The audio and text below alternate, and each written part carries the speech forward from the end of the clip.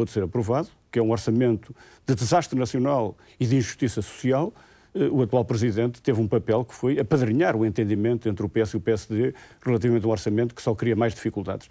Mas também esse foi um momento de clarificação da posição de cada uma das candidaturas a Presidente da República. A minha candidatura foi a única que teve uma posição contrária, portanto, à aprovação deste orçamento, porque entendemos que não são as pressões e as chantagens a propósito da especulação financeira que podem determinar, portanto, opções que só vão sacrificar mais os interesses dos trabalhadores, dos reformados, dos jovens, das pequenas e médias empresas, que vão comprometer ainda mais a produção nacional, que vão tornar o país com mais dependência, portanto, com mais desemprego e logo, portanto, um país com maiores déficits e com maiores dificuldades no futuro. Defende, portanto, que o Presidente da República deve ter um papel mais interventivo, deve assumir-se como uma espécie de força de bloqueio em relação à ação do Governo? De maneira nenhuma. Eu entendo que o Presidente da República tem que usar os seus poderes no sentido certo. O atual Presidente da República usou os seus poderes para apadrinhar um entendimento entre o PS e o PSD em torno do orçamento que compromete o futuro do país e compromete os interesses dos trabalhadores e do povo português. Um orçamento cujas medidas vão cair em cima do país e do povo durante o próximo ano 2011. Eu usaria e usarei esses poderes num sentido oposto, de contribuir no quadro dos poderes presidenciais para que haja uma mudança de política, um outro rumo que responda à necessidade da produção nacional de criar mais riqueza e distribuir essa riqueza com justiça. Fernando Nobre, este é um ponto de clivagem da sua candidatura em relação à de Francisco Lopes, já que tem dito várias vezes que, apesar de mau, este orçamento estava condenado a ter de passado? Não, não foi exatamente isso que eu disse e permito discordar, mas desde já boa noite, Dr. José de Sousa, boa noite, Sr. Francisco Lopes. O candidato Francisco Lopes acaba de dizer uma inverdade, para não dizer uma mentira. No dia 1 de outubro deste ano afirmei numa conferência de imprensa que eu era contra este orçamento de Estado, porque efetivamente era um orçamento de Estado que iria provocar mais pobreza, mais miséria, mais desemprego e que não estimulava em nada o crescimento da economia e, por isso, das empresas. Nós precisamos de criar emprego, nós precisamos de criar riqueza, valor, mais-valias, porque o problema não está na criação da riqueza no nosso país. O problema está na sua péssima redistribuição e, nesse sentido, Portugal é um dos países mais desiguais no quadro da União Europeia. Mas, nesse sentido, qual é o espaço de intervenção do Presidente da República, já que ele não tem funções executivas? É um espaço de moderação, é um espaço de mobilização, de catalisação de boas vontades e é alguém, porque foi eleito unipessoalmente por sufrágio universal direto, que deve ser ouvido e escutado. E já agora, se me permite, já que estamos a falar do papel do Presidente da República, permita-me que eu lhe diga que o Presidente da República justamente exercerá quanto melhor as suas funções se for um Presidente independente, isento, livre. E nesse sentido, com todo o respeito, a minha candidatura é a única candidatura livre, independente, suprapartidária, o que me permitirá ir para Belém de mãos livres, um cidadão livre em Belém.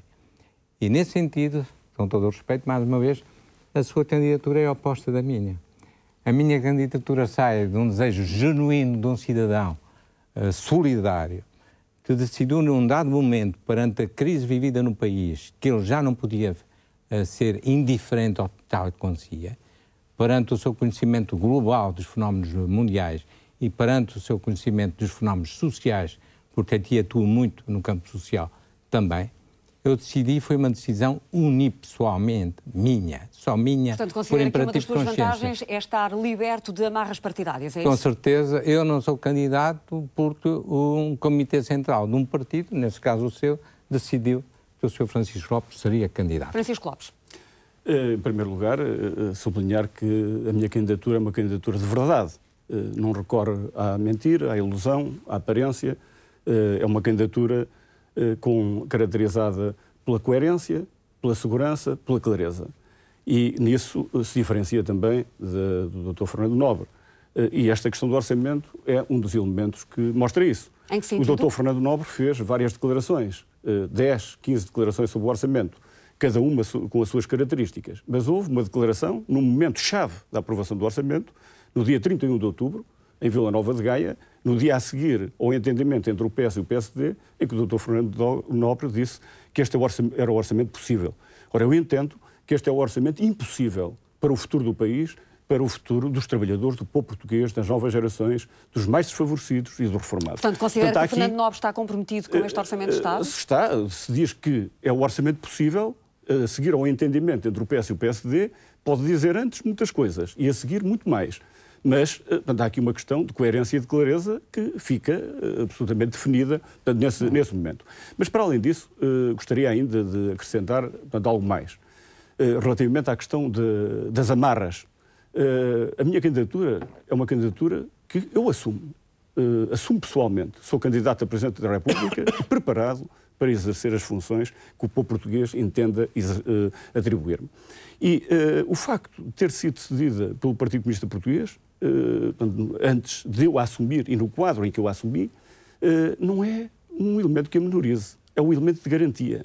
Porque além do meu compromisso pessoal, além daquilo que eu sou, portanto, como candidato, pelo meu percurso político, desde os 17 anos, na luta pela liberdade, pela democracia, pelos direitos dos trabalhadores, isto dá mais um selo de garantia que o Dr. Fernando Nobre não tem, que é o selo da intervenção de gerações e gerações, portanto, que lutaram pela liberdade e pela democracia, pelos direitos dos trabalhadores. É tudo isso que eu corporizo numa candidatura que tem essa dimensão. Não a menoriza. Dr. Fernando Nobre, considera que a sua candidatura não tem a coerência de que fala Francisco Lopes? Discordo completamente. Continuamos no caminho das inverdades e das manipulações. Que fez essa declaração. Mas não fez essa declaração. É mentira.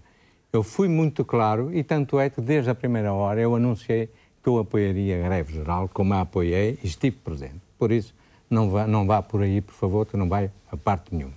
Quanto à questão da experiência política, evidente, eu não tenho passado do todo o Partido Comunista Português. Não posso ter, não tenho idade para isso. Mas eu faço política internacional há mais de 30 anos. Há mais de 30 anos. Há mais de 30 anos. E política internacional nos cenários mais dramáticos que o Sr. Francisco Lopes pode imaginar. Tenho ouvido falar recentemente do pobreza e até cataclismos naturais em Santarém. O Sr. Francisco Lopes já viu o que é pobreza extrema. O Sr. Francisco Lopes sabe o que é morrer alguém de fome nos seus braços. O Sr. Francisco Lopes sabe o que é um terremoto e já viu corpos esmagados à sua frente. O Sr. Francisco Lopes está a falar de coisas que desconhece. É de pura retórica e de puro conhecimento livresco. A minha experiência política é a experiência do terreno, em que em mais de 30 décadas eu sempre dignifiquei o meu país em todo o mundo e sempre me ocupei da solidariedade interna em Portugal, já que abri 14 centros sociais neste país e já que criei mais do que 400 empregos neste país, tanto no quadro da minha instituição como no quadro de N empresas de inserção social. Digam-me, por favor, o Sr. Francisco Lopes já criou um único emprego em Portugal, fala tanto de emprego. O Sr. Francisco Lopes já viu uma criança correr atrás de uma galinha para apanhar um pedacito de pão que levava no bico da sua galinha para comer? Dr. Fernando Nobre, já são algumas perguntas. Vamos ouvir a resposta de Francisco Lopes. Relativamente a uma questão que o Dr. Fernando Nobre está a querer fugir, que é a posição que tomou em relação à questão do orçamento, não. É um facto que, no dia 31 de outubro, disse que era o orçamento possível. Portanto, a questão da verdade, da mentira, da clareza e da falta de clareza ficará esclarecida neste debate. Quanto às outras questões, o meu percurso pessoal fala por mim. Portanto, eu sou originário de uma terra do interior do distrito de Coimbra, onde conheci a pobreza que existe no nosso país.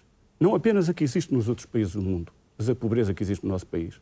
Portanto, essa imagem da galinha que diz, essa e muitas outras, eu testemunhei-a, daqueles que iam todos os dias para a escola descalços. Portanto, que não tinham que vestir. Não é? Essa, portanto, é a memória que eu tenho dos meus tempos de juventude. Foi isso que me levou, portanto, a ter as opções que tenho hoje e a lutar toda a vida, mesmo, portanto, enfrentando os maiores obstáculos, aqueles que o Dr. Nobre, o Fernando Nobre nunca enfrentou. Portanto, na luta em Portugal contra o fascismo, pela liberdade e a democracia, portanto, sujeitando-me àquilo que isso implicava nessa altura. Isso, portanto, é uma questão indiscutível de um compromisso e de um comprometimento a favor dos trabalhadores. Já ficaram aqui registadas algumas das vossas diferenças relativamente à vossa experiência política e pessoal. Vamos avançar para... Vamos responder ao que acaba de ser dito, Fernando Nobre, mas eu vou avançar exatamente para uma outra dimensão. Eu gostava de... conhece a minha palavra de honra e a minha frontalidade. Fernando Nobre, falemos das relações, das chamadas relações institucionais entre o Presidente da República e o Governo. tem dito que uma das saídas para a crise, do seu ponto de vista, é a formação de um governo de coligação entre os dois principais partidos ou até com um terceiro partido. Qual é exatamente o seu ponto? Como é que acha que o Presidente da República pode contribuir para que o país saia da crise em que está? Na medida do possível, se eu for eleito Presidente da República, como espero e como será, eu farei tudo para não dar posse a governos minoritários. Exercerei todos os meus poderes explícitos e implícitos da minha função para, em diálogo com a pessoa que vem digitar para Primeiro-Ministro e em diálogo com os líderes de todos os partidos, tentar obter a maior coligação possível que dê sustentabilidade e garantia de um governo estável para Portugal. Acha que esse governo devia ser constituído por que forças partidárias? Por todas que entendessem pôr os interesses superiores da nossa nação acima dos seus interesses pessoais e dos seus calendários eleitorais. Acha que isso é viável em Portugal? E é por isso que eu estarei numa posição ímpar. Repare, eu não estou aqui para representar nenhum clube, porque se me permite uma imagem de futebol, eu nunca participei em nenhum campeonato. Eu vou perfeitamente isento, de mãos livres para Belém, para falar aos portugueses, a todos os líderes partidários, da mesma maneira. E já agora que invocou o 25 de Abril, permita que eu lhe diga, eu nasci numa província ultramarina portuguesa. Eu saí do território nacional com 12 anos. E quando se deu o 25 de Abril, meu caro senhor, eu estava em Bruxelas a acabar o meu curso de medicina. E eu não via Portugal até então, e tinha o direito de vir, porque tinha a reserva militar que me dava o acesso a Portugal, e eu só vim a Portugal, a primeira vez Portugal continental, no verão de 1975, porque eu não tinha a garantia, quando eu passasse a fronteira de Portugal, que eu não seria preso. Porque como estudante universitário em Bruxelas, eu nunca me coibi de dizer aquilo que penso. Os portugueses conhecem-me. Eu sou um homem frontal, direto. Eu não tenho medo. A minha vida, se a sua fala por si, a minha também fala por mim. Eu tenho uma vida de confronto com muitos problemas. Sabe, por exemplo, não é qualquer um que esteve em Beirute em 1982. Eu estive em Beirute em 1982. Doutor Fernando, eu, mais há do que a pouco já fez teoria, são referência factos. a essa sua experiência de vida. Porque a teorização é muito fácil. Eu, mais do que teoria e mais do que filosofia ou mais do que retórica, eu pratiquei actos.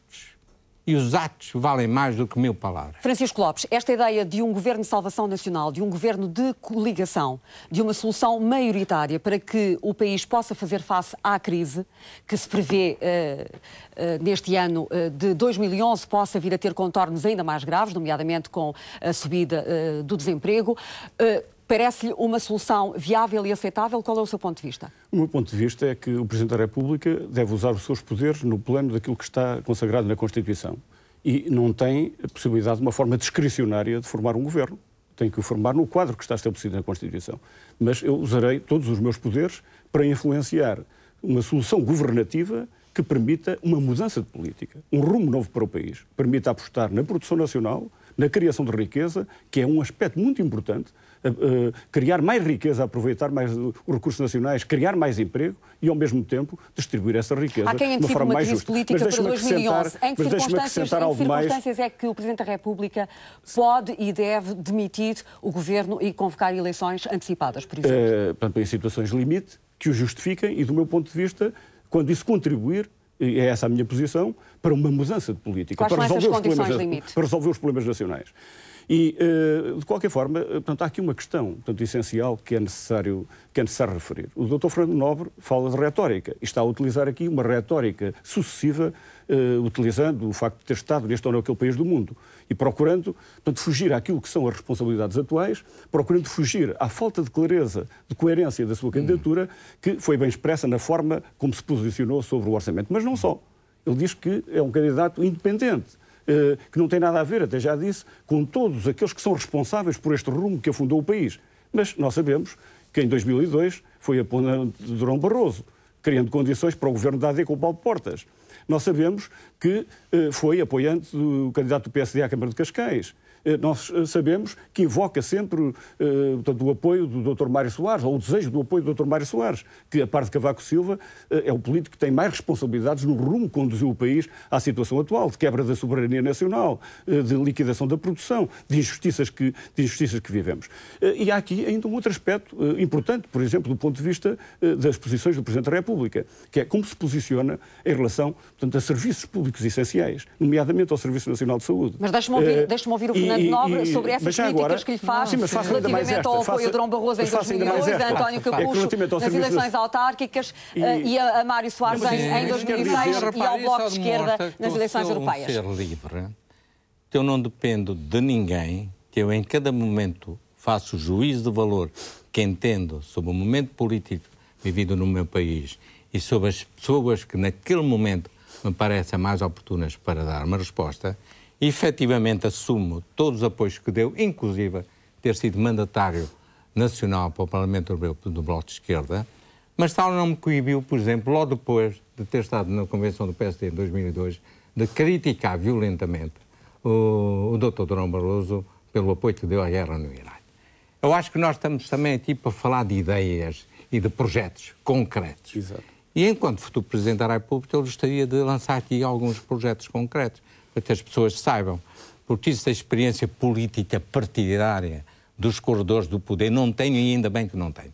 Isso faz com que eu esteja isento de algumas más práticas que eu justamente quero cortar enquanto Presidente da República. Dê-me então um exemplo de um dos projetos a que faz referência. Eu quero que o sistema político seja diferente. Eu quero que o nosso Parlamento, e tudo faria nesse sentido, pelo menos a minha pressão e o meu poder moderador, para que o nosso Parlamento só tivesse 100 deputados. Sabe porquê?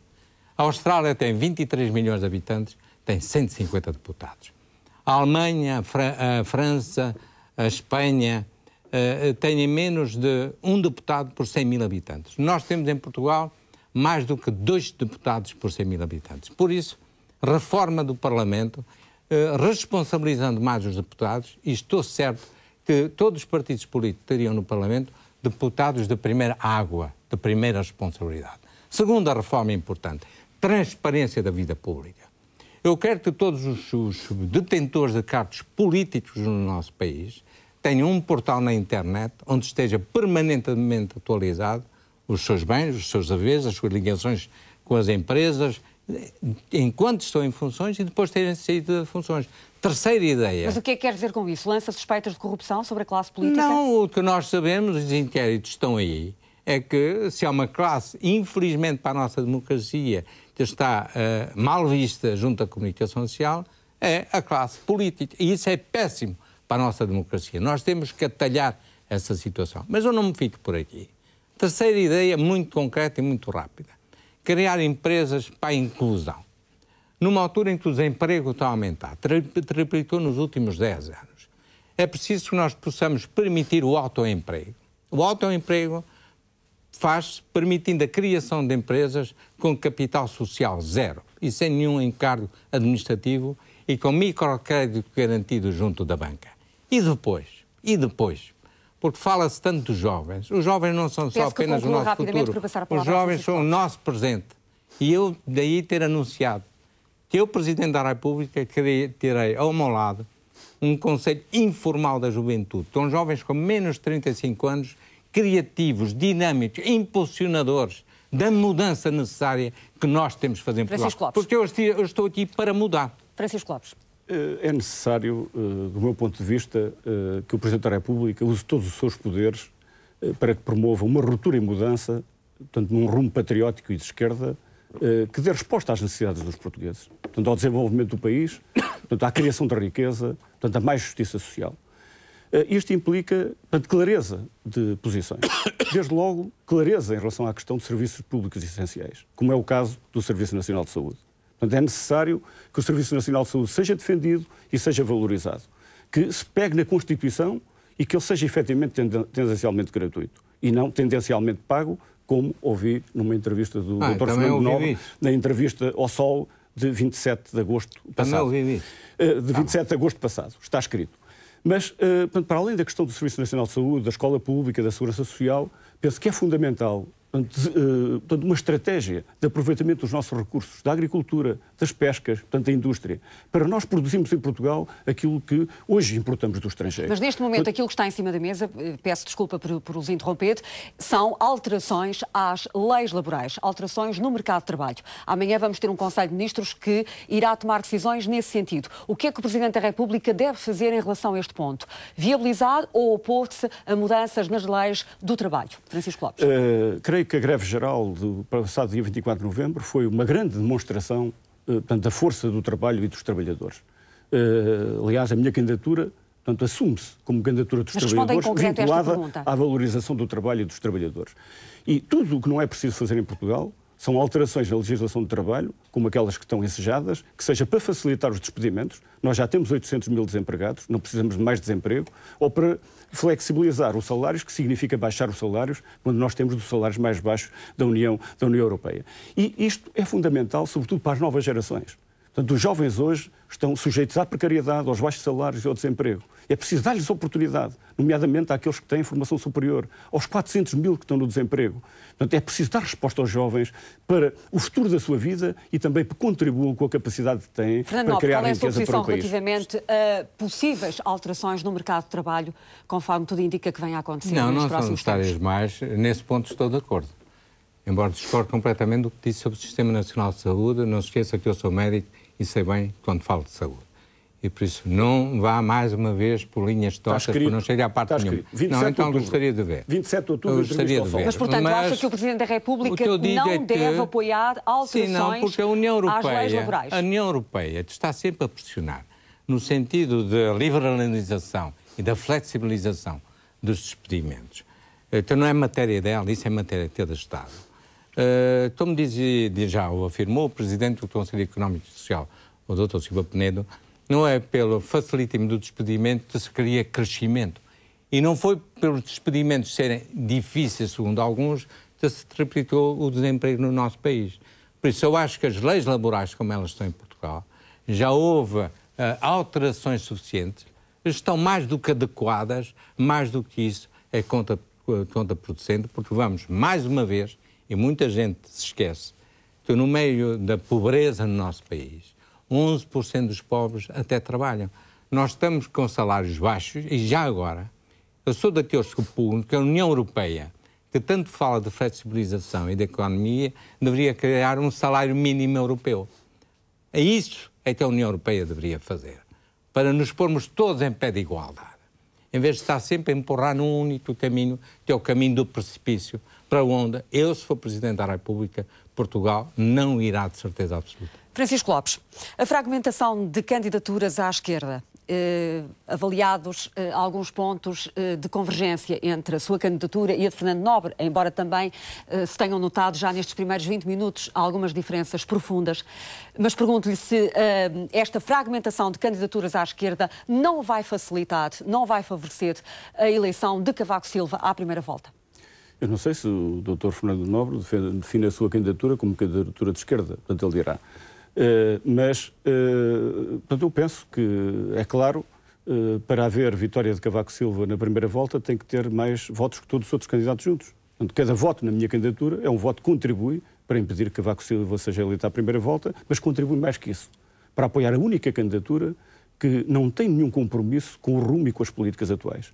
A única candidatura que não tem nenhum compromisso com este orçamento de desastre e de afundamento e de agravamento das injustiças sociais. Mas qual é o objetivo da sua candidatura? É forçar uma segunda volta? O objetivo da minha candidatura é, claro, eu candidato-me para ser eleito Presidente da República de Portugal. Mas cada voto na minha candidatura tem também esse significado na primeira volta. Não sendo possível esse objetivo, qual é o objetivo da sua candidatura? Qual é o propósito da sua candidatura? Eu candidato-me para a eleição para ser eleito Presidente da República e cabe ao povo português decidir. O povo português tem nas suas mãos essa possibilidade de dar o voto, portanto, a um candidato que se afirma como ligado ao mundo do trabalho, portanto, que tem um percurso de luta pela liberdade, pela democracia e pelos direitos dos trabalhadores em todos os momentos, portanto, essenciais da vida do nosso país. Isso é uma garantia para o seu comportamento, para a sua ação, para o seu compromisso. Fernando Nobre, qual é a sua resposta a esta pergunta? Algo de extraordinário. Se é um candidato de esquerda. Não, eu acabo de ouvir algo de extraordinário, se permite.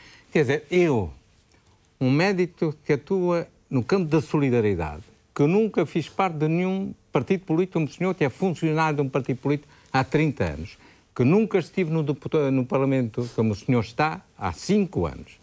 Eu, um cidadão livre, eu também sou responsável pela crise no meu país, como todos os cidadãos portugueses são. Mas se há um sistema que é responsável, é o sistema ao qual o senhor pertence.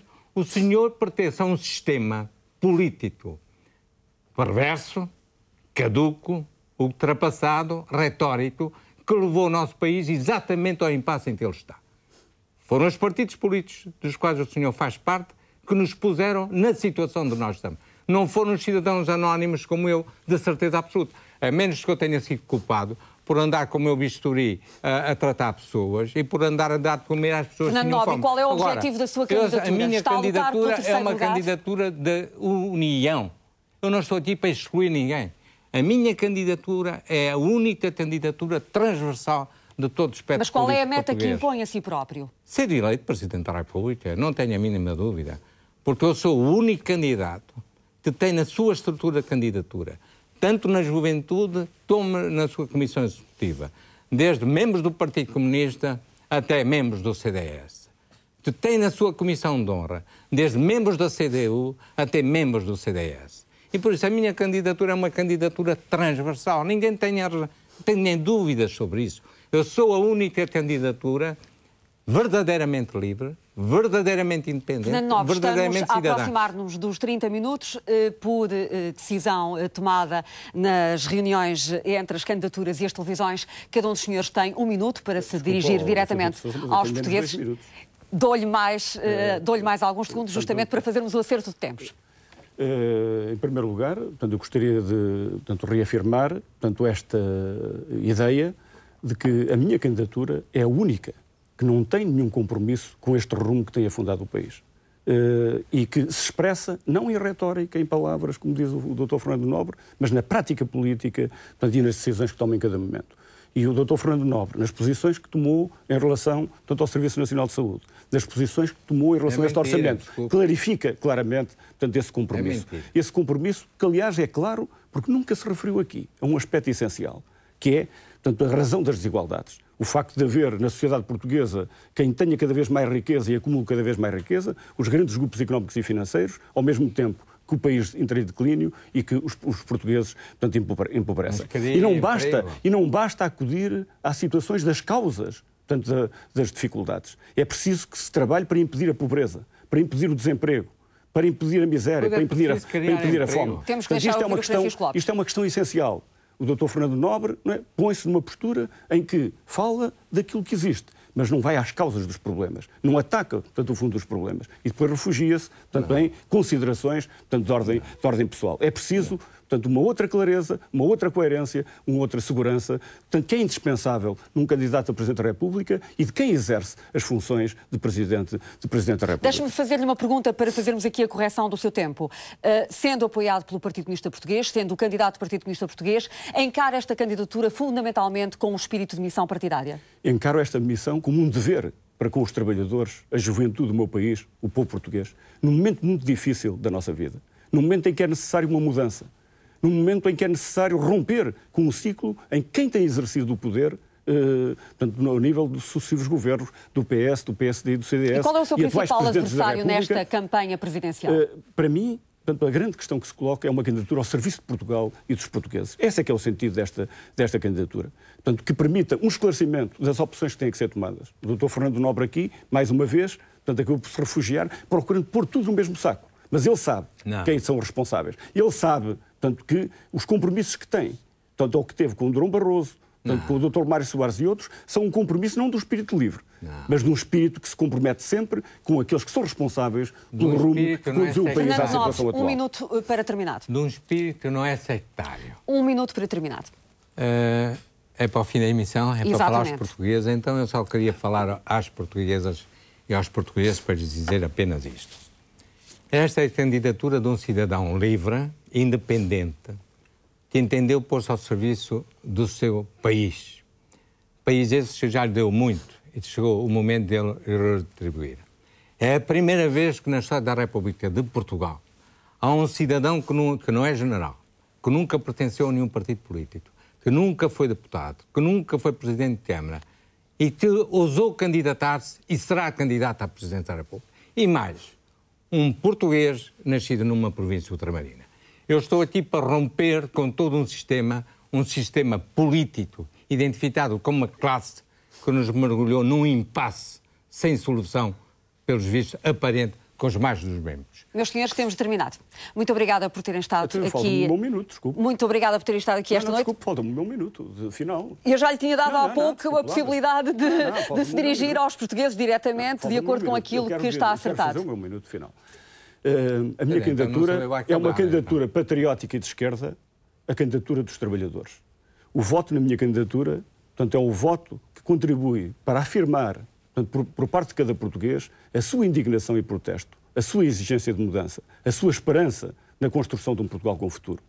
A minha eleição para Presidente da República é a eleição de alguém que tem, portanto, um compromisso essencial com os trabalhadores, portanto, e o povo português. Alguém que conhece, sente e vive os problemas do povo e dos trabalhadores e confia num rumo novo, diferente e melhor para Portugal. Meu caro amigo, começa e acaba a emissão. Meus senhores, os tempos estiveram praticamente equilibrados. 14h40, Francisco Lopes, 14 minutos. Meus senhores, os tempos estiveram praticamente equilibrados. Ficaram aqui registados os vossos pontos de vista relativamente a algumas questões que têm a ver com a definição e a interpretação dos poderes presidenciais e também ficou perceptível, ou ficaram perceptíveis, algumas diferenças de fundo entre estas duas candidaturas. O próximo debate realiza-se depois de amanhã, quinta-feira, também aqui na RTP, e traz a estúdio 2 militantes socialistas, Defensor de Moura e Manuel Alegre. Boa noite e até quinta-feira.